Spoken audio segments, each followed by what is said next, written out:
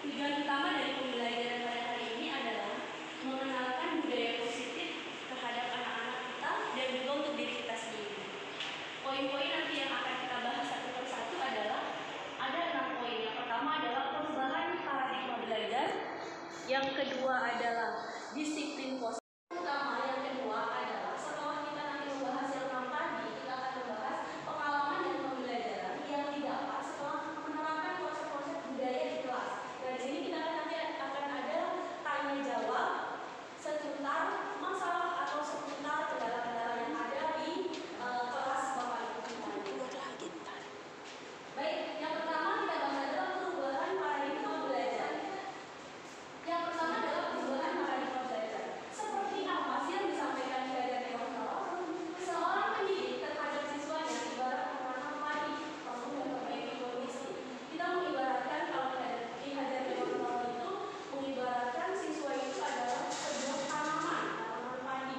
Nah, yang menanam siapa? Yang memupuk siapa? Yang membasmi ulat siapa? Atau yang membersihkan jamur-jamur itu siapa? Kita sebagai guru. Kita adalah bertugas sebagai motivasi, memberikan dorongan, memberikan semangat kepada anak-anak kita sehingga tumbuhannya itu akan subur. Karena apa? Kenapa? Nutrisinya sudah terpenuhi. Ketika nutrisi sudah terpenuhi, maka tanaman itu akan menjadi subur dan kita sebagai gurunya akan bisa merasakan hasilnya seperti apa. Nah, yang selanjutnya adalah pembelajaran dengan paradigma baru itu adalah pembelajaran kepada anak. Jadi, apalagi di kurikulum 2000 dan kurikulum Merdeka ini kita belajar pembelajaran berdiferensi ya, yaitu pembelajaran yang berpihak pada anak. Jadi kita nanti di pembelajaran diferensi ini akan memilih mana sih pembelajaran yang sesuai dengan si A, si B, si C, sehingga dalam pelaksanaan pembelajarannya anak itu tidak sama soalnya, perlakuannya, ataupun dalam bentuk kita memperlakukan mereka, ya, disesuaikan dengan apa sih kebutuhan mereka. Nah, di sini kurikulum Merdeka itu dibuat.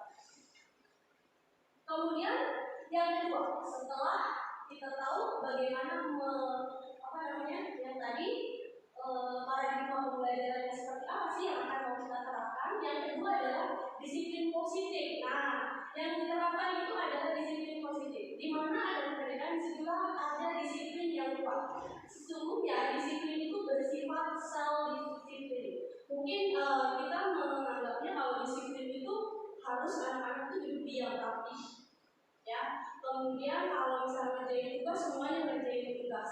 Kemudian kalau misalnya kelas dalam keadaan bersih semua. Kemudian kondisi ruangan dalam keadaan yang baik, misalnya nggak ada yang pajak-pajak yang mencong itu mungkin selama ini kita seperti itu pandangan tentang disiplin.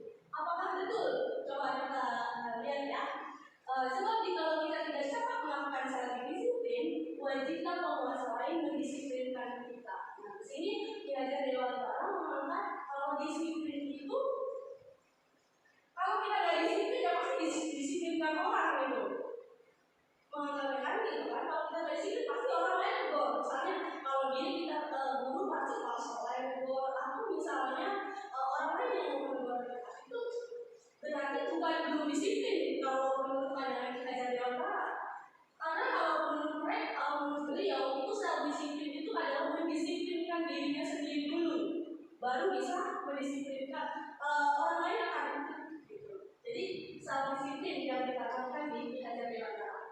Indah sekali bukan pemikiran-pemikiran tentang konsep disiplin. Mari kita bayangkan alangkah indahnya ketika tercipta suasana dari Palmera 01 pagi ini adalah masyarakat yang saling belajar, saling merasa cerita dan terhubung satu sama lain. Karena masyarakat seperti itu akan mengambil tanggung jawab untuk pembelajarannya, senantiasa berusaha untuk menjadi insan yang lebih baik dari sebelumnya. Itulah tujuan dari disiplin.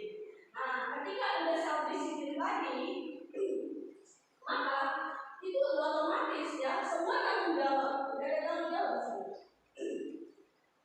Tanggung jawab akan terbentuk kalau kita sudah mendisiplinkan diri sendiri. Oke, makna disiplin sebelumnya. Mari kita tanyakan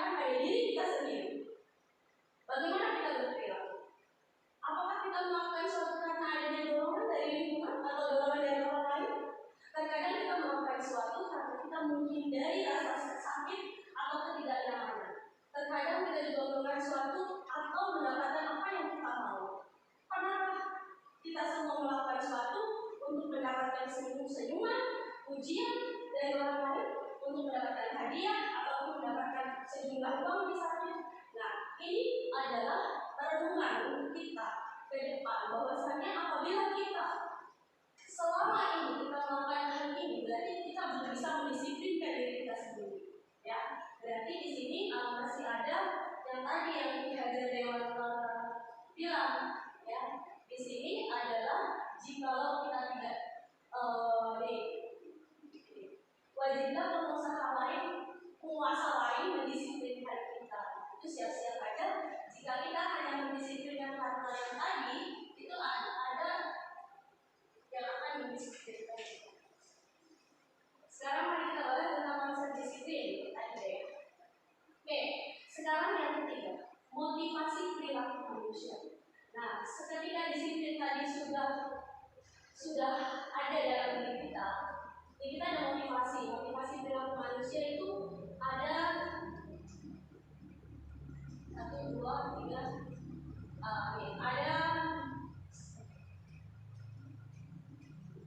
ada 3. Yang pertama adalah untuk menghindari hukuman. Ya, seperti tadi Hadir juga bilang, ini adalah kita rendah dari motivasi. Ya, kalau motivasi kita hanya karena untuk menghindari hukuman, biar kita nggak divonis inilah, biar kita nggak divonis saya ini adalah seorang yang malas lah, atau seorang yang sering terlambat lah, atau seorang yang nggak menjalankan tugasnya dengan baik hanya untuk menghindari sebuah hukuman. Biasanya orang yang seperti ini kan termasuk motivasi perilakunya untuk menghindari hukuman atau ketidaknyamanan, akan bertanya apa yang akan terjadi apabila saya tidak melakukannya. Sebenarnya mereka menghindari permasalahan yang mungkin muncul dan pengaruh bukan pada mereka hanya menghindari masalah saja. Yang kedua adalah motivasi perilaku manusia, yaitu untuk mendapatkan penghargaan. Selain menghindari hukuman, manusia juga bisa bermotivasi hanya untuk mendapatkan penghargaan. Dia pengen dianggap baik, pengen dianggap bagus, dianggap rajin, hanya karena pengen misalnya dapat ujian atau misalnya pengen dihargai seorang, oh sih rajin, keren, pintar gitu ya, kemudian disiplin, tepat waktu gitu. Itu hanya untuk mendapatkan penghargaan. Jadi nilai disiplinnya di situ belum kena sebenarnya. Ya. Yang ketiga adalah motivasi perilaku manusia. Yang ketiga adalah untuk menjadi orang yang mereka inginkan dan menghargai diri sendiri dengan nilai yang mereka percaya. Ini yang akhir dari motivasi yang seharusnya kita terapkan di sekolah kita sendiri tadi. Orang dengan motivasi ini akan bertanya, akan menjadi orang yang seperti apa bila saya melakukannya. Mereka melakukan suatu karena nilai-nilai yang mereka yakini dan hargai, dan mereka melakukan karena mereka ini menjadi orang yang melakukan nilai-nilai yang mereka miliki tersebut. Ini adalah motivasi yang membuat seorang memiliki disiplin positif. Nah, inilah yang kita harapkan dari apa yang kita lakukan, yaitu bisa mendisiplinkan diri sendiri, dan disiplin itu menjadi hal yang membudaya. Di sini ada budaya.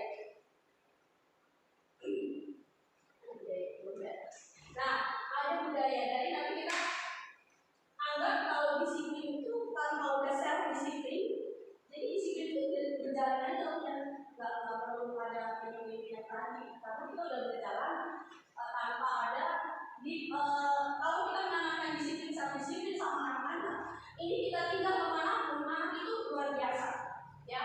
Anak itu akan dengan sendirinya sekolah menjadi tapi tanpa disuruh, walaupun gurunya misalnya nggak ada, karena di sini udah terbentuk sama disiplin tadi. Kemudian yang keempat, setelah kita disiplin, kita minta kebutuhan dasar. Kita nggak hanya menuntut anak itu untuk bisa disiplin, tapi kita juga lihat, kita dekati apa sih kebutuhan dasar yang mereka inginkan dari dari di sekolah ini.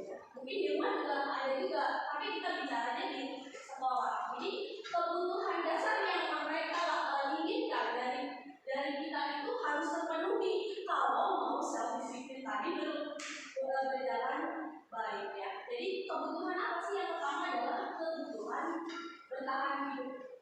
Pastikan sandangnya sudah siap, pangannya udah ada, rasa amannya, rasa nyamannya, ya. Nah, di sini dia nomor satu ini, apabila salah satu nggak ada yang terpenuhi, maka mereka itu akan mungkin merasa aman nih. Ada teman kita atau teman-teman dari di kelas, rasa amannya merasa terganggu. Misalnya ada yang sering gangguin temennya, atau misalnya ada yang suka jahil. Nah, di sini berarti rasa aman. Maka kebutuhan dasar dia sudah tidak terpenuhi. Nah, di sini dia bisa ada gejolak. Gejolaknya mereka tidak akan disiplin. Kenapa? Karena ada hal yang dia rasa nggak nyaman di kelas itu, gitu ya. Yang kedua mungkin kalau kehidupan pangan sandang itu udah dipenuhi sama orang tuanya, tapi rasa aman itu kadang-kadang untuk di kelas ada beberapa orang ya. Kemudian yang kedua, kebutuhan akan diterima. Nah, kebutuhan bertahan hidup nih. Kebutuhan bertahan hidup adalah kebutuhan biologis juga bisa ya. Kebutuhan yang tadi kesehatan, rumah, makanan ya. Yang kedua adalah kebutuhan kasih sayang. Ketika kita di sekolah, ada beberapa siswa yang kadang-kadang nakal nakal aja gitu. Gak pernah kita justru hanya menyayangi atau merangkul orang-orang yang anak-anak yang memang memiliki kedekatan sama kita. Padahal itu terbalik. Anak-anak yang memiliki perilaku yang over acting di kelas itu mungkin salah satunya adalah bentuk kasih sayang. Untuk disayangi dan diterima meliputi kebutuhan yang akan dan koneksi sosial, kebutuhan untuk memberi dan menerima kasih sayang, akan kebutuhan untuk merasa menjadi dari suatu kelompok. Kebutuhan ini juga meliputi keinginan untuk terhubung dengan orang lain seperti teman, keluarga, famili, dan teman kerja. Nah, kasih sayang ini juga harus didapat karena ini merupakan salah satu kebutuhan dasar untuk bisa anak itu bisa mendisiplinkan diri sendiri tadi. Yang ketiga adalah kebutuhan kesenangan. Selama ini anak-anak itu kadang-kadang ketika merasa senang diluapkan kesenangannya itu kadang-kadang dibatasi oleh kita. Kadang-kadang di stop. Ya gitu kan. Nah, sehingga mereka itu kebutuhan dasar akan kesenangannya untuk apalagi di usia SD itu kebutuhan dasar kesenangannya pasti bermain, pasti selalu bermain. Nah, itu bagaimana kita bisa menyikapinya dari kebutuhan dasar yang anak-anak untuk kesenangan itu bisa terrealisasi. Kemudian kebutuhan dasar yang keempat adalah kebutuhan pilihan atas kebebasan. Kadang-kadang kita terlalu banyak aturan, misalnya terlalu banyak harusnya begini, jangan begini gitu ya. Jadi sehingga anak itu karena terlalu banyak aturan, dia akan merasakan tekanan gitu. Kok saya nggak bebas di sini? Akhirnya menunjukkan aktivitas-aktivitas yang tidak kita inginkan. Yang kelima adalah kesenangan.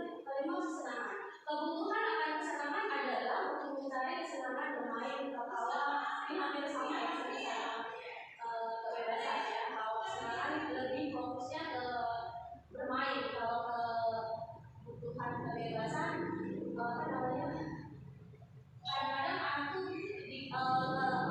otonomi memiliki pilihan dan mampu mengendalikan arah hidup seorang anak dengan kebutuhan kebebasan yang tinggi menginginkan pilihan mereka perlu banyak bergerak, jadi banyak bergerak, coba-coba gitu ya. Oke,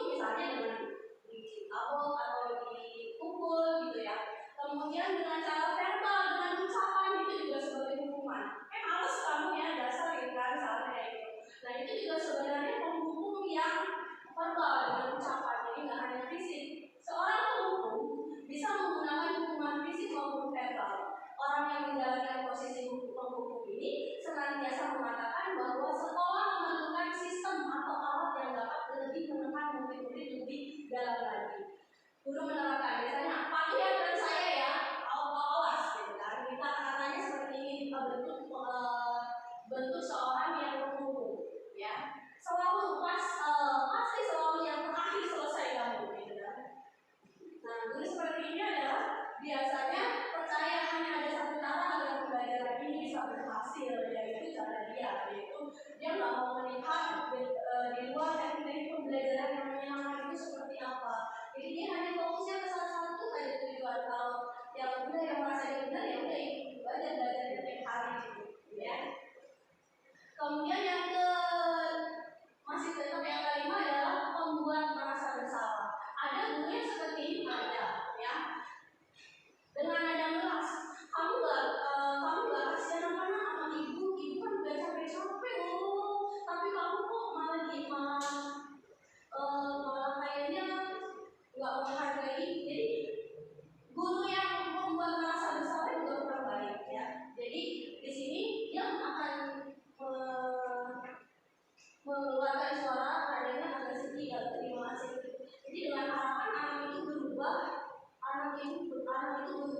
perilakunya karena kita merasa dia itu atau menjolimi atau membuat perilakunya itu merasa bersalah bagi diri dia. Nah, ketika ada rasa seperti ini, efeknya ke siswanya itu jadi merasa kalau guru itu harus dikasihani, gitu ya. Jadi ini juga bukan cara yang bagus juga, ya. Ini ada bukan cara negatif juga. Mau ditekan seperti ini tiba-tiba bisa marahnya dan bisa menyakiti dirinya sendiri dan orang lain. Kalau bisa dihindari sifat yang membuat merasa bersalah ini. Yang ketiga adalah teman. Saya pernah mendengar suatu membaca, tapi kalau kita itu jadikan murid kita itu adalah teman, gitu. Sebenarnya itu nggak boleh, ya. Nggak bolehnya ketika kita menganggap anak didik kita itu adalah teman. Misalnya kalau ya udah apa ini, pokoknya selalu saya dikasih kesempatan, selalu saya diajak bercanda, selalu ada istilahnya PPP sehingga diminata gitu, kayak apa efeknya? Efeknya adalah mereka juga menyepelekan kita, ya. Menganggap kalau kita menganggap siswa adalah teman, itu juga bisa menganggap kalau kita itu memberi responnya kayaknya dari hargai gitu. Jadi akhirnya gampang begini mah udah jadi teman saya kok, gitu kan. Jadi rasanya menyepelekan. Ini juga kurang baik juga untuk penerapan di kelas kalau siswa itu dijadikan teman, ya. Nah, ini pemantau itu guru itu yang kerjaannya tuh nggak bisa lihat anaknya diam. Dia selalu memantau. Seorang pemantau sangat mengadakan perhitungan catatan. Kalau misalnya ada ini catat, ada yang salah catat, ada yang jalan dari tempat duduknya catat, kemudian dicek lagi anaknya. Sebenarnya ada positifnya dan negatifnya. Cuma pemantau ini mengakibatkan kebebasan anak akan terambil, ya, atau kebebasan anak kita terbatas, sehingga sifat dari guru yang memiliki sifat pemantau ini adalah kurang baik diterapkan di sekolah. Nah, ini posisi kontrol yang terakhir adalah sebagai manajer.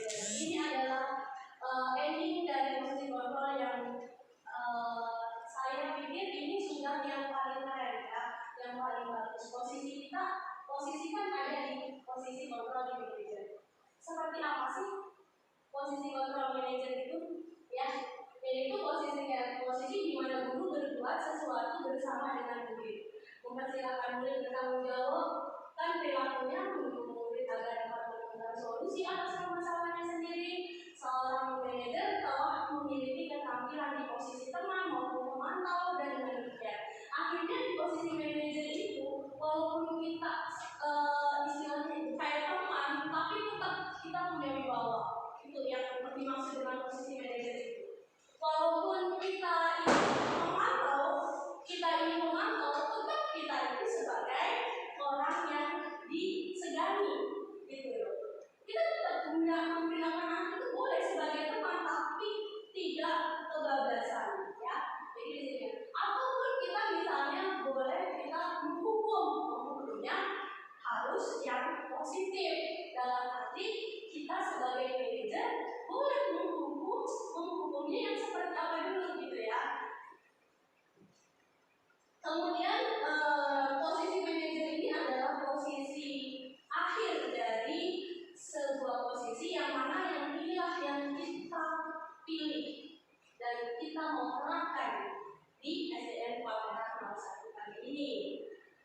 Bagaimana sih posisi manajer itu kita terapkan? Yuk kita lihat bagaimana langkahnya ya.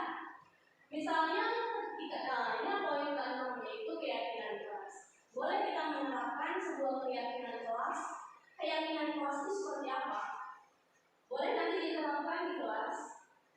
Ada keyakinan kelas. Keyakinan kelas itu seperti sepakatan. Kegiatan-kegiatan apa sih yang bisa dilakukan agar dapat menentukan keyakinan suatu sekolah ataupun keyakinan kelas. Keyakinan kelas itu ada yang pertama yaitu keyakinan kelas bersifat abstrak daripada peraturan. Ini berbeda dengan peraturannya yang lebih rinci dan konkret. Yang kedua, keyakinan kelas berupa pertanyaan universal. Yang ketiga, pertanyaan keyakinan kelas senantiasa dibuat dalam bentuk positif. Yang keempat, keyakinan kelas hendaknya tidak terlalu banyak sehingga mudah diingat dan dipahami oleh semua warga sekolah pada kelas. 5. Keyakinan kelas sebaiknya sesuatu yang dapat diterapkan di lingkungan sekolah. Yang keenam adalah semua warga kelas hendaknya ikut berkontribusi dalam pembuatan keyakinan kelas lewat kegiatan benar-benar. Yang kedelapan, bersedia meninjau kembali keyakinan kelas dari waktu ke waktu. Keyakinan kelas ini dibuat boleh ketika di awal pembelajaran kita komitmen dulu dengan anak murid kita. Apa saja yang harus kita bahas dan apa saja sih yang harus kita bikin keyakinan kelas, seperti halnya peraturan, namun lebih fleksibel. Kalau peraturan kan siswa wajib memakai ini, ya. Nanti ada bedanya keyakinan kelas dengan peraturan. Ini misalnya, dilarang mengganggu orang lain. Hadir di sekolah 15 menit sebelum pembelajaran dimulai. Dilarang melakukan kekerasan, dilarang menggunakan narkoba, berjalan atau menunggu giliran, dilarang masuk, menggunakan masker, berjalan dekat dan ke koridor, kembalikan barang ke tempatnya. Ini adalah contoh yang bisa kita terapkan untuk kelas 1 dan kelas tinggi ya. Setiap anggota kelas perlu belajar, setiap selalu bersikap positif. Jadi hanya himbauan, tapi himbauan ini kita pandang di kelas yang dimana kata-katanya yang ini inisiatif dari anak muridnya. Itu bagaimana kalau kelas 1? Kelas 1 mungkin bahasanya lebih sederhana, tidak yang terlalu banyak, nanti disusunnya sama tapi yang penting ada di situ ada kesepakatan kelas. Kita ini kelas mau dibawa kemana? Kita kelas ini mau modelnya kayak gimana? Kan anak sendiri yang tadi udah disampaikan ya, bahwasanya kita belajar berpihak pada anak, jadi kita ngikutin maunya anak gitu kayak gimana. Nah ini adalah salah satu cara untuk mereka itu mengaspirasikan kalau yang saya inginkan itu kelas itu seperti ini loh. Jadi di keyakinan kelas ini kita bisa mengambil inspirasi dari anak murid. Kalau dari dia mungkin lebih mudah ya, tapi kalau yang anak kelas 1 masih bisa dipakai. Yang penting kira-kira peraturan apa sih yang mereka butuhkan gitu. Atau misalnya dengan menanya kembali, bagaimana ya kalau peraturannya misalnya ketika masuk ketika hari Senin kita adain periksa buku gitu kan. Itu bagaimana sih mereka tuh, oh iya bu ya, hari Minggu atau hari Sabtunya mereka minta potong buku sama orang tuanya gitu. Nah, setelah keyakinan kelas tadi dibuat, boleh tadi dengan screenshot ya. Misalnya si A boleh ambil misalnya keyakinan. Coba kita praktekkan juga boleh. Misalnya nih, di sini ada kelas ya, kelas. Misalnya keyakinan kesepakatan apa sih yang mau diambil?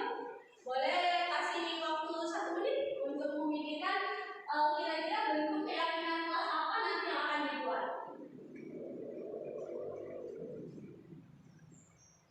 Keyakinan kelas itu seperti komitmen. Kita komitmen atau bukan jadi komitmen lah, kita ada di situ tuh ada sepakat gitu di lama kita sama anak yang kita mau melakukan hari ini. Ya. Ada pertanyaan sebelum kita ke segitiga sendiri atau kita selesaikan dulu aja ya? Selesaikan dulu sampai yang terakhir. Nah, segitiga restitusi ini adalah ending dari yang dari manajer tadi ya. Dari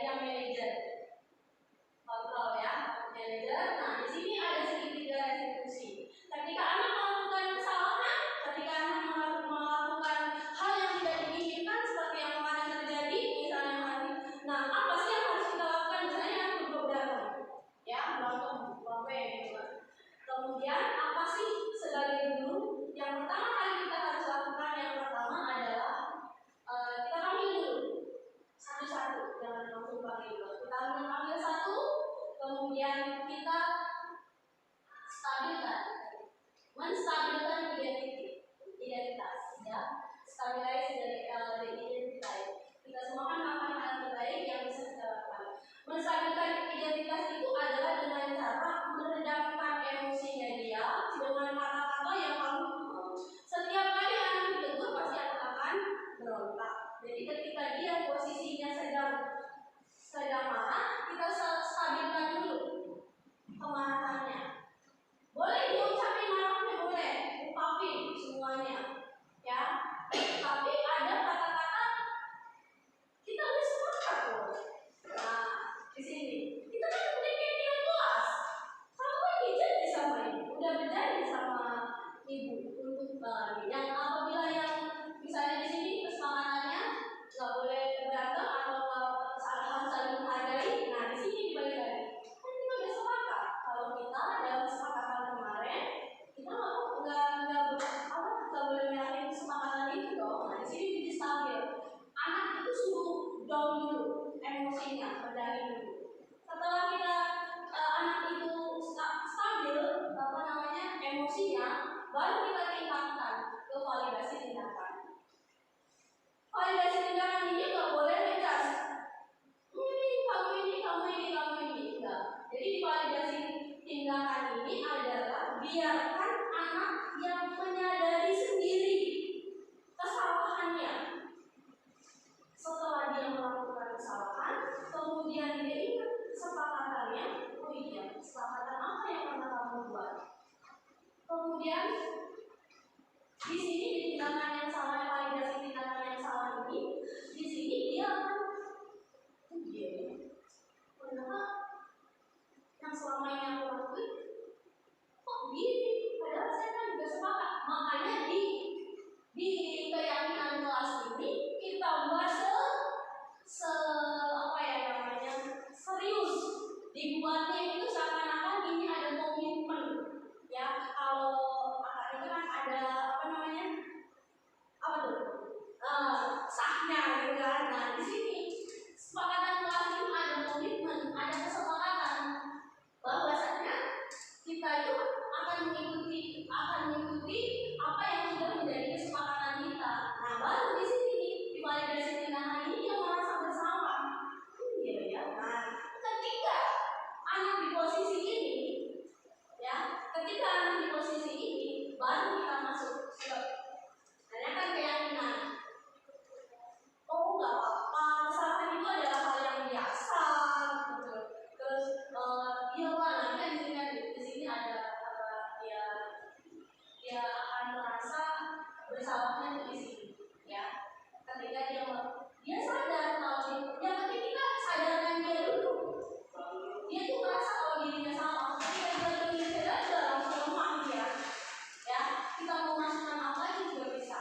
Itu yang namanya disebut segitiga restitusi. Ini adalah arti dari kegiatan pembelajaran ya. Nah, bersambilkan berbuat salah itu tidak apa-apa.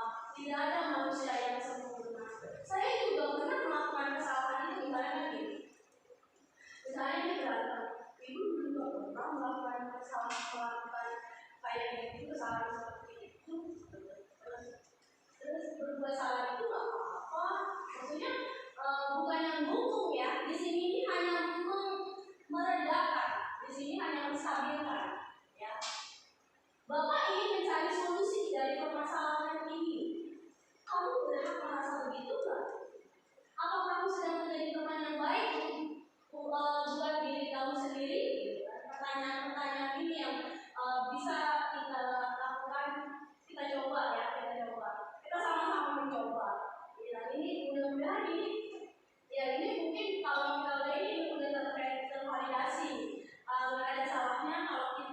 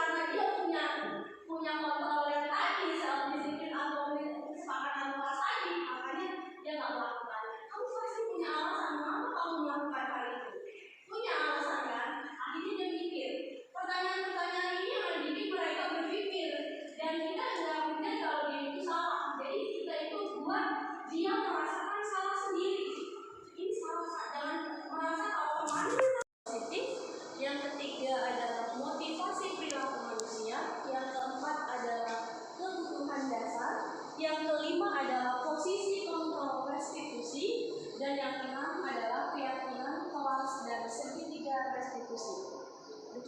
Yang kedua ya adalah validasi tindakan yang salah. Di validasi tindakan yang salah ini adalah siswa dapat menyadari kesalahannya atas apa yang dia lakukan.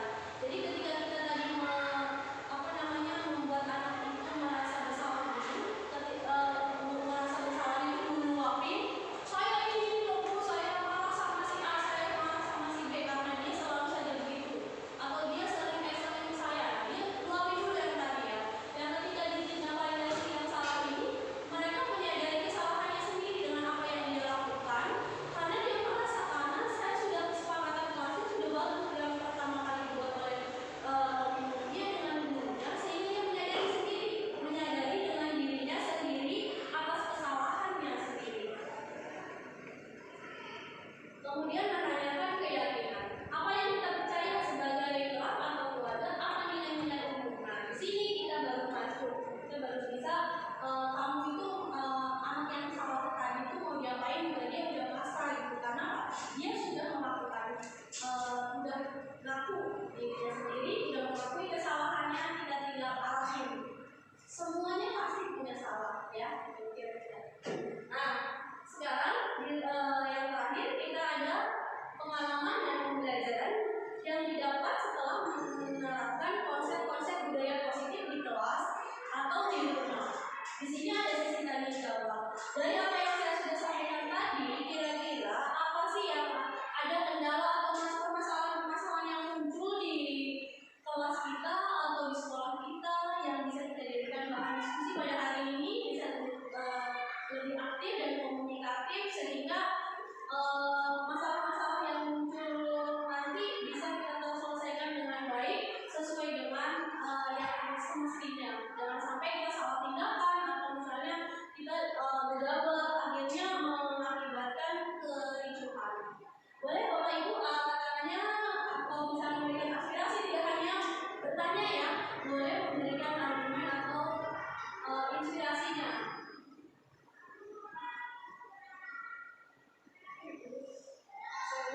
Ya, silakan mundur.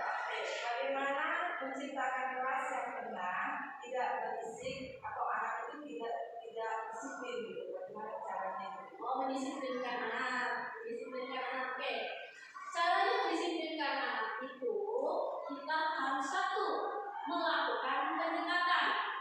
Pendekatannya itu bagaimana di luar kegiatan belajar mengajar itu jelas anak itu kira-kira ditanya apa yang ditanya, kira-kira apa sih kamu di rumahnya misalnya sama siapa, tinggalnya siapa, orang tua kamu atau orang tua angkat gitu kan, kemudian siapa yang ini. Nah dari situ biarin anak itu bercerita, boleh posisikan ibu sebagai posisi teman ketika kita menghadapi anak yang seperti tadi disampaikan ke Bu Nur ya, itu kita posisikan pada saat itu saja, tapi ya kita posisikan kita sebagai posisi teman sehingga anak itu akan terbuka kepada kita ya, terbuka. Ketika terbuka udah otomatis anak itu namanya terbuka sih percaya, kasih kepercayaan dulu. Anak itu kasih kepercayaan, kalau dia sudah percaya kepada kita pasti dia akan terbuka, pasti akan bercerita. Nah di situ ibu masuk. Ketika anak itu bercerita, ibu masuk begini, masukkan yang saran-saran, nasihat-nasihat yang baik, yang positif, sehingga anak itu akan, insya Allah kalau kayak gitu nanti kedepannya mereka akan mengingat ibu sampai kapanpun.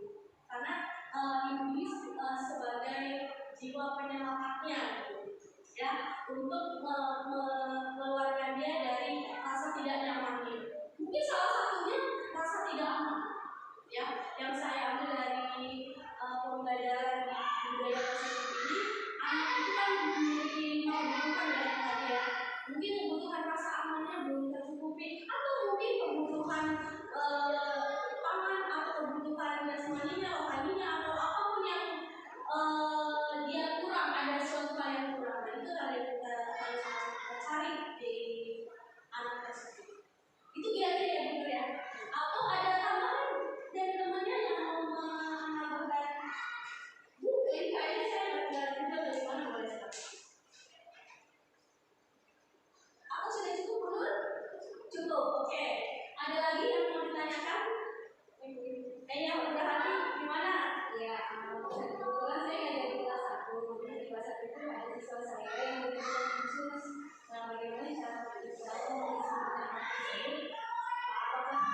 pembelajarannya sama dengan anak yang biasa, lebih baik.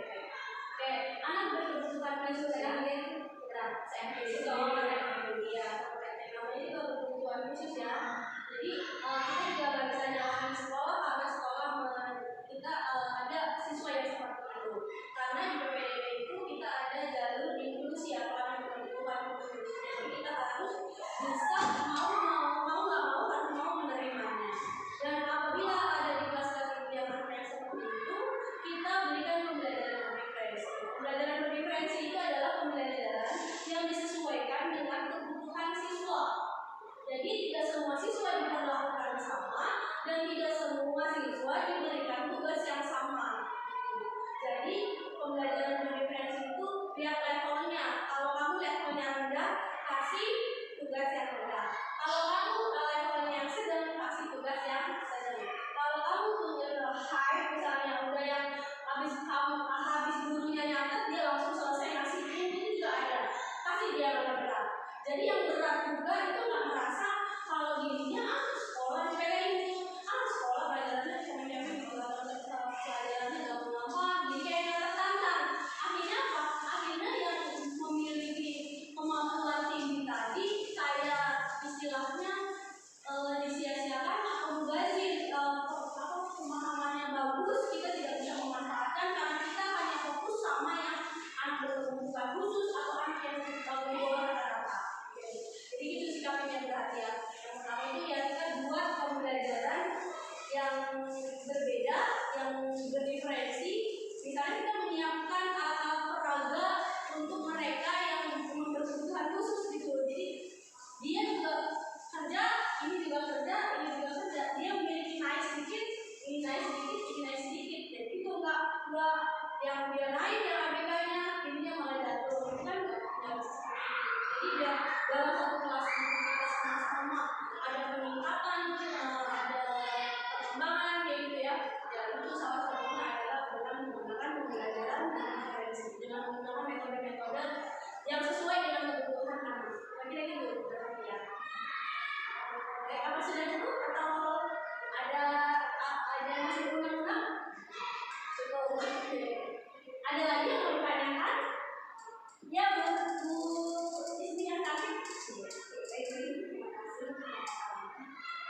Yang saya mau tanyakan adalah mungkin salah satu budaya positif itu adalah literasi.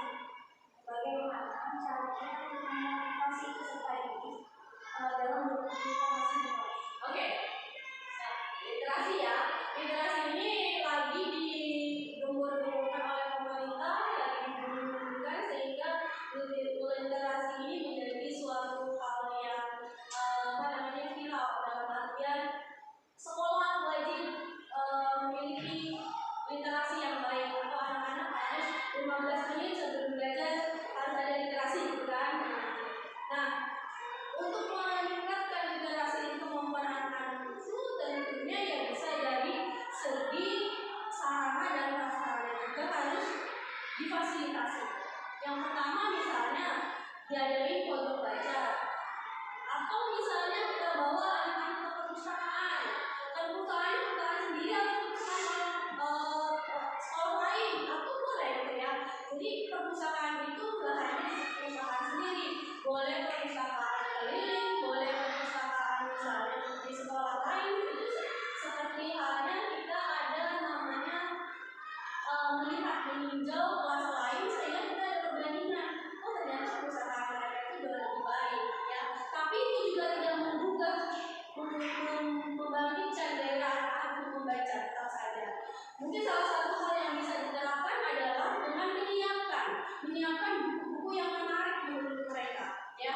Bukan menurut kita. Kalau menurut kita pasti berbeda dengan anak kelas 1, 2, 3, 4, 5 sampai kelas 6 itu pasti menurut kesenangan mereka itu pasti berbeda. Kalau kita mungkin senangnya yang agak-agak romantis, agak-agak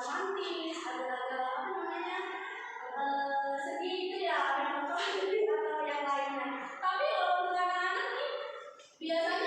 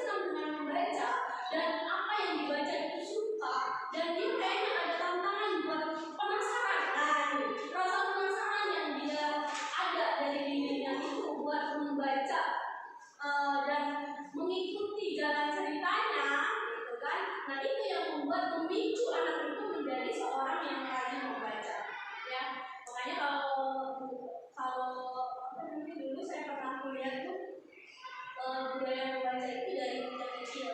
Jadi sejak itu harus benar-benar anak itu jangan bikin mainan, bikin buku gitu kan. Dulu dosen saya tuh pernah bilang kasih buku, terus bukunya itu jangan diambil aja, disimpan di rak yang bagus. Jadi dari buku jadul itu benar-benar ada. Nah di situ anak karena hadiahnya selalu buku, orang merasa memicu apa sih yang kamu suka baca gitu. Jadi ada motivasi untuk membaca yang dia sukai. Kemudian kalau terlambat episodenya, itu mereka akan mencari sendiri, bahkan rela mengeluarkan uangnya hanya untuk membaca kelanjutan dari episode selanjutnya. Ya. Tapi sekarang kan membaca sebenarnya kita nih pengennya nih harusnya ya kita bagaimana menemukan perpustakaan digital. Memanfaatkan perpustakaan digital itu untuk bisa anak-anak memilih minat membacanya di cerita yang mana itu. Kita bisa menggunakan perpustakaan digital di sekolah. Namun ya butuh proses dan kerjasama yang benar-benar ya. Mudah-mudahan terrealisasi walaupun nanti di periode selanjutnya. Nah yang penting kita punya cita-cita. Setidaknya ada pandangan dari depan untuk bagaimana anak-anak suka dengan membaca. Itu ya Bu ya. Oke. Baik, ada lagi yang bertanya? Oke, cukup ya. Cukup udah Oke, baik. Terima kasih Bapak Ibu guru yang cantik, yang baik hati, dan yang tidak sombong. Hari ini sedang memberikan waktunya untuk mendengarkan, untuk berbagi, dan untuk saling kita membuka diri untuk melihat kekurangan dan kelebihan kita masing-masing. Mudah-mudahan dengan apa yang saya sampaikan hari ini bisa termotivasi dengan yang Bapak dan Ibu lakukan. Ada hal-hal baru yang nanti bisa diterapkan di kelasnya dan bisa bermanfaat ilmunya baik untuk ibu dan anak-anak di kelas. Demikian dari